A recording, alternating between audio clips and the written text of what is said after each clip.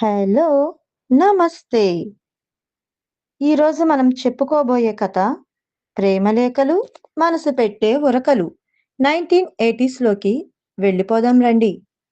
భాను, భాను చెప్పండి నాన్న. నా స్నేహితుడు హరికి ఉత్తరం రాయి. వాడు మన డబ్బులు తిరిగి ఎప్పుడిస్తాడో ఏంటో. మీరు ఇచ్చుండకూడదు నాన్నా. అతను ఇస్తాడో లేక నామం పెడతాడో. వాడు అటువంటి వాడు కాదు. ఏదో ఇబ్బంది వచ్చుంటుంది. అయినా అవతలి వ్యక్తి గురించి ఏమీ తెలియకుండా ఇలా తొందరపడి నిర్ణయించకూడదు. ముందు ఉత్తరం రాయి. నేను వెళుతున్నా. సరే అంటూ ఉత్తరంపై రాయడం మొదలైంది. గౌరవనీయులైన హరిగారికి భాను నమస్కరించి రాయినది ఏమనగా, అయ్యా హరిగారు, మా నాన్నకివ్వాల్సిన బాకీ త్వరగా చెల్లించాల్సిందిగా నా మనవి. ఇప్పటికే చాలా ఉత్తరాలు రాశాను. మీరింకా ఆలస్యం చేస్తే మీ ఆలస్యానికి ఆలోచనతో మా నాన్నకు రక్తపోటు, ఆపై గుండెపోటు వచ్చేలా ఉన్నాయి. అది చూస్తూ నాకు తలపోటొస్తోంది. మీరు కూడా వెన్నుపోటు పొడిచారని నింద రావచ్చు. అసలు మనందరికీ ఈ పోట్ల బాధెందుకు? త్వరగా బాకీ తీర్చేయండి. ఇట్లు భాను అని రాసి ఆ లేఖ అడ్రస్‌తో నింపి పోస్టు డబ్బాలో తోసి హ్యాపీగా రేడియోలో పాటలు వింటూ పందిట్లో ప్రశాంత పడుతూ ఉంది భాను మనసు. అలా భాను రాసిన ఉత్తరం పురవీధుల్లో పచార్లు కొట్టి చంద్రగిరిలో చేరాల్సిన అడ్రస్‌కు చేరింది. తిరిగి ఓ 10 రోజులకు ఆ అడ్రస్ నుండి భానుకి ఉత్తరం వచ్చింది. దాన్ని శ్రద్ధగా చదువుతూ అయోమయంగా మొహం పెట్టిన భాను, ఏంటి ఆ ఉత్తరాన్ని అలా చూస్తున్నావ్? అది నాన్న, ఆ హరిగారు ఇప్పుడు అక్కడ లేడంట. ఆ ఇల్లు మారిపోయాడంట. ఇప్పుడు మన డబ్బు రావటం ఎలా? ఇప్పుడు అతనున్న అడ్రస్ ఎలా తెలుస్తుంది? నువ్వు అనుకునేంత మంచోడే అయితే మారినప్పుడు కొత్త అడ్రస్ మనకు చెప్పి ఉండాలిగా. బాను, ఎన్నిసార్లు చెప్పాలి? అతను అటువంటి వాడు కాదని. కొత్తగా ఇల్లు మారాడేమో, వీలు చూసుకొని చెప్తాడేమో. అనవసరంగా అలా అనుకోకు. ఏదో నాకు డబ్బు అవసరపడి వాడు త్వరగా ఇస్తే బాగుణ్ణు అనుకుంటున్నాను. అంతే. వాడు ఇచ్చే వరకు నాకు ఈ తిప్పలు తప్పవు అనుకుంటూ వెళ్ళిపోయాడు. అప్పటి వరకు తెరిచిన నోరు మూసి మిగిలిన విషయం చదవాలని మళ్ళీ ఉత్తరంలో తలపెట్టడం జరిగింది. మీకు కావలసిన ఆ హరిగారు ఈ ఇల్లు మారి పక్క వీధిలో చేరాడు. మేం ఈ ఇంటికి వచ్చాం. ఆయన ఆ ఇంటికి చేరాడు అంతే అంటూ ఒక అడ్రస్‌ను రాసి, ఇది ఇప్పుడు ఆయన ఉండేది. కాబట్టి ఇకపై ఈ ఉత్తరంలో ఉన్న అడ్రస్‌కు ఉత్తరాలు పంపుకోవచ్చు. ఇట్లు శశి అని రాసి ఉంది. శశి పేరు చాలా చక్కగా ఉంది. ఎంతైనా హరిగారి అడ్రస్ పంపినందుకు శశిగారికి థ్యాంక్స్ చెప్పాలి అని ఓ 2 ఉత్తరాలు తెచ్చి, ఒక దాంట్లో అప్పు తీర్చమని హరికి, మరొక దాంట్లో థ్యాంక్స్ అంటూ శశికి రాసి తపాలా డబ్బాలోకి ఉత్తరాలను తట్టి, సైకిల్ పట్టి ఊరు చుట్టి, ఇంటి దారి పట్టి గడపలో కాలు పెట్టి గొంతెండబుట్టె భానుకి.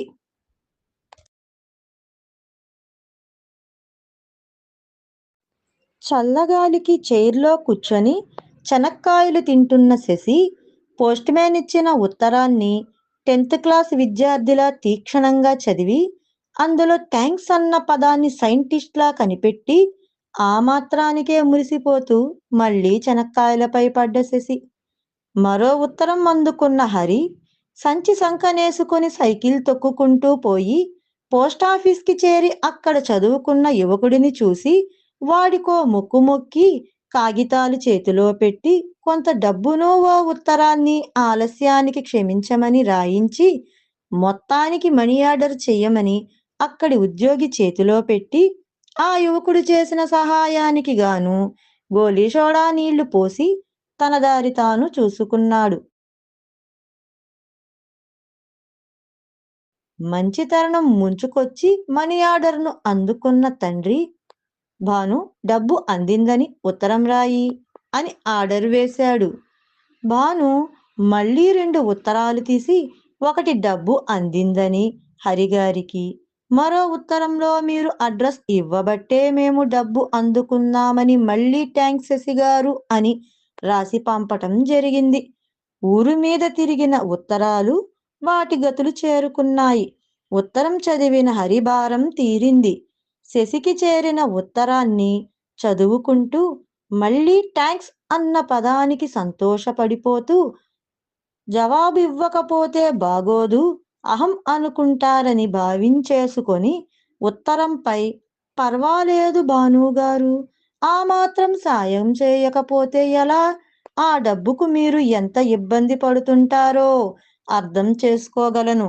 నాకు డబ్బు విలువ తెలుసు. అందుకే మీకీ చిన్ని సాయం చేశా. ఇకనైనా మీరు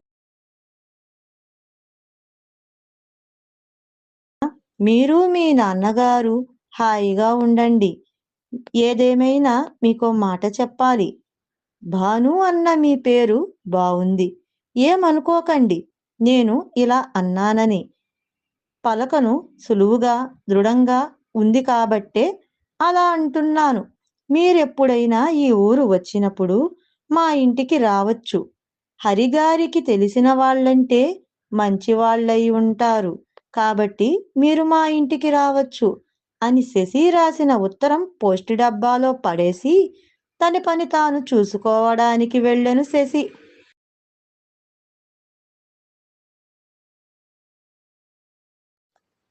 శశి ఉత్తరాన్ని అందుకున్న భాను చదివి పూర్తి చేసి సమాధానం రాయాల్సిందే అని ఎగ్జామ్ హాల్లో కూర్చున్న విద్యార్థిలా పరపరామని పేపరును పెన్నుతో చెక్కేస్తున్న భాను. శశిగారు, మీ ఉత్తరం అందింది. మమ్మల్ని గుర్తించి ఇంటికి ఆహ్వానిస్తున్నారంటే మీరు చాలా మర్యాదస్తుల్లా ఉన్నారు. ఈ రోజుల్లో మీలాంటి వాళ్ళు అరుదు అన్నట్టు నా పేరు కన్నా మీ పేరే బావుంది. నాకు చాలా నచ్చింది. మీ మనసులా సరళంగా అనిపిస్తుంది. మరిప్పుడు మన మధ్య ఓ చిన్ని ఉత్తరాల పరిచయం ఉంది కాబట్టి ఇదో ఉత్తరంతో పాటు మా అక్క పెళ్లి పత్రికను పంపుతున్నాను. మీరు పెళ్లికి రావాలి. ఇలా పంపుతున్నందుకు ఏమీ అనుకోకండి. సమయం తక్కువగా ఉండటం వల్ల అందరికీ ఇలానే ఉత్తరాలు రాసి పత్రిక పెట్టి పంపుతున్నాం అని రాసి శశికి పంపటం జరిగింది.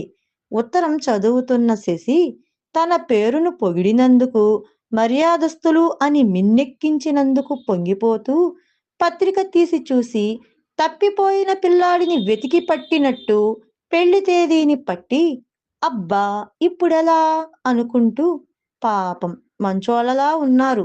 ఉత్తర పరిచయానికే పెళ్లికి పిలిచారు. పోకపోతే భానుగారేమనుకుంటారో ఇప్పుడు ఎలా అని ఆలోచించి తట్టుకోలేని సమస్యకు పరిష్కారం అమృతాంజన్ తైలం అని తలకు రాసుకొని బుర్రకు చురుకు తెప్పించుకొని ఆలోచించి మళ్ళీ భానుకి ఉత్తరం రాయడం మొదలైంది. నన్ను క్షమించండి భానుగారు. అదే రోజు మా ముఖ్య బంధువుల పెళ్లి ఉంది. మీ ఇంట్లో పెళ్లికి రాలేను. సారీ అని రాసి పేర్ల పరిచయానికి పేరేసి ఓ స్టీలు డబ్బాను గిఫ్టుగా కొరియర్ చేయటం జరిగింది. శశి నుండి డబ్బా అందుకున్న భాను అది తన అక్కకు చెందాలి కాబట్టి ఆ డబ్బాను ఏదో మహాపాత్ర దానంలా బిల్డప్ ఇస్తూ అక్కకు ఆ డబ్బాను అందించెను భాను. పెళ్లి వల్ల పనిలో పడి పెళ్లి పూర్తి చేసి మరో 10 రోజులకు పురాతన తవ్వకాల్లా బుర్రగొక్కుంటే గుర్తుకొచ్చింది శశి పేరు. మీరు రాలేకపోయినా అభిమానంతో బహుమానం పంపినందుకు థ్యాంక్స్ శశిగారు. ఎంతైనా మీరు రానందుకు నేను మిమ్మల్ని కలవనందుకు కొంత బాధగానే ఉంది. మరి మీ బంధువుల పెళ్లి బానే జరిగిందా? పెళ్ళింట్లో సరదాగా జరిగిందా? మా అక్క పెళ్లి భలే సరదాగా జరిగింది. కాకపోతే ఓ చిన్న గొడవైంది అంతే. అయినా సవ్యంగా జరిపించేశాం. మీరైతే మీ బంధువుల పెళ్లి ఆనందంగా గడిపారు కదూ! సదా మీ సంతోషం కోరే భాను. ఆ ఉత్తరం చదివిన శశి పెళ్లిలో ఏం గొడవ అని ప్రశ్నిస్తూ ఉత్తరం పంపటం జరిగింది. దానికి సమాధానంగా వర్షాకాల ముహూర్తానికి వచ్చిన అబ్బాయి తరపు బంధువులకు గొడుగులు పంచాలని గొడవ పెట్టారు. పెళ్లి మీ ఊళ్ళో పెట్టుకున్నందుకు మీరే మాకు గొడుగులు పంచాలి. పైగా మా బట్టలు తడిచాయి కాబట్టి కొత్త బట్టలు పంచమని అడిగాం. దెబ్బకు గొడవాపేశారు అని భాను. మంచి పని చేశారు. పెత్తనాన్ని పందిట్లో పాతేశారు. మీ అక్క పెళ్ళి అయిపోయిందిగా, తరువాత మీ పెళ్ళేనా అంటూ శశి రాసిన ఉత్తరానికి లేదు లేదు, నాకు ఆలోచన లేదు, కొన్నాళ్ళు పోనివ్వండి అని భాను. అయితే ఎవరినైనా ఇష్టపడుతున్నారా అని శశి. ఇంకా అటువంటిది లేదు. ఫ్రెండ్స్ కూడా తక్కువే. మీ అంత చనువు ఎవరూ చూపరు. మరి మీరు అని భాను.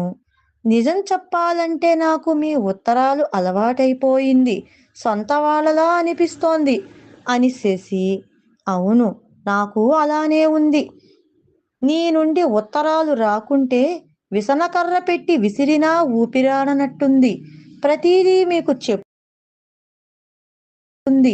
ప్రతిదీ మీకు చెప్పుకోకుంటే పొట్ట బరువై పైకి తన్ని గుండె మొయ్యలేక నీకు ఉత్తరం రాసేయమని మెదడుకి చెప్తే అది చేతికి చెప్పి ఉత్తరాలు రాయించేస్తోంది అని నిజమే, నాకు అలానే ఉంది.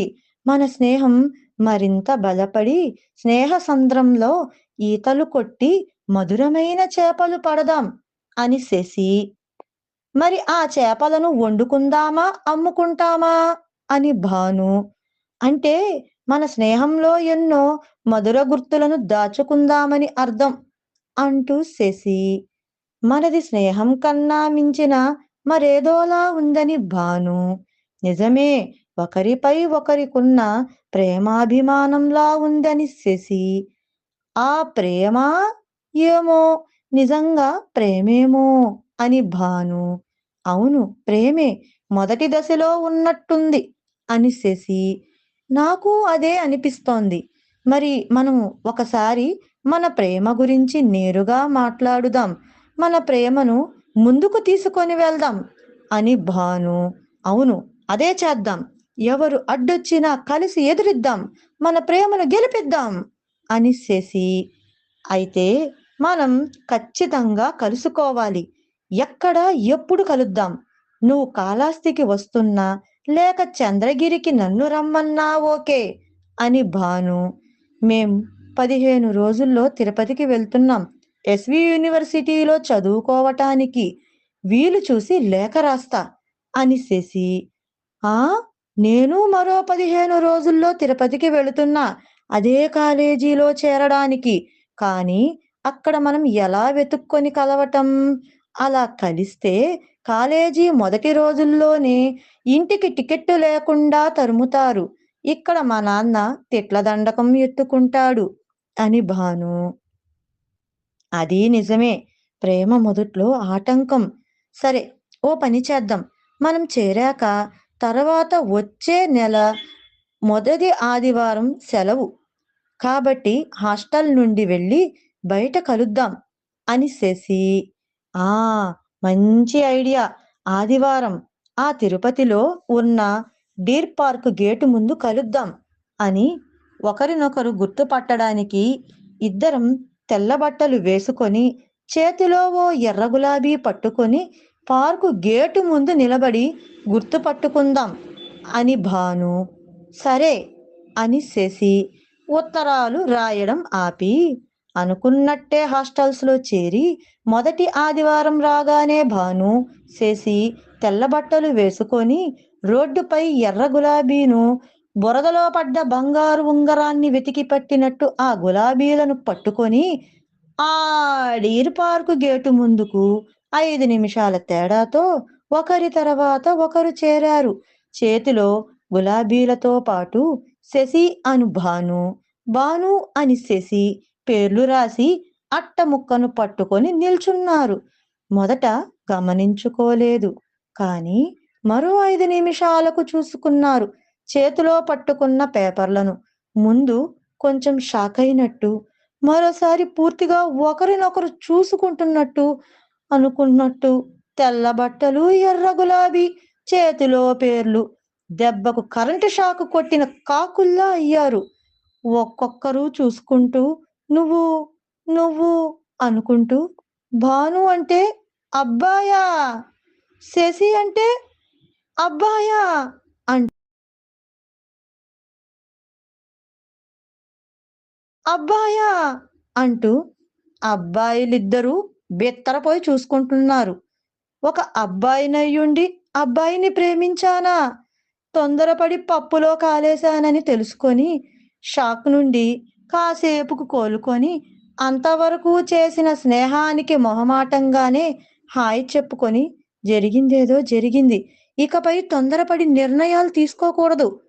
మాట్లాడుకొని స్నేహితులుగా ఉండిపోయారా ఆ స్నేహ ప్రేమికులు.